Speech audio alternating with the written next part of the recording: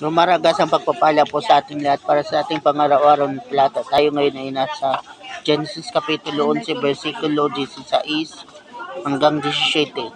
Sa gulang na 34 na taon, naging anak ni Heber si Peleg.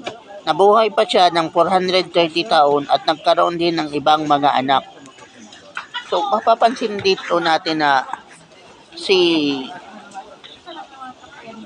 Heber ay nagkaroon ng anak pero ang edad niya ay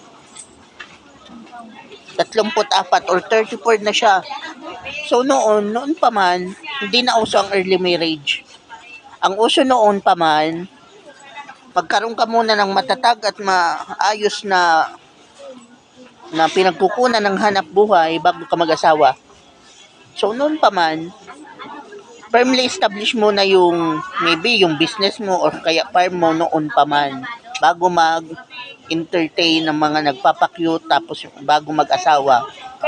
So, yun na hindi noon uso ang early marriage kaya 30 plus years sila kaya noon 30 plus years na sila kaya nag-aasawa pa lang sila kapag alam nila na stable na yung income nila at kaya na nilang pamunuan ang kanilang family.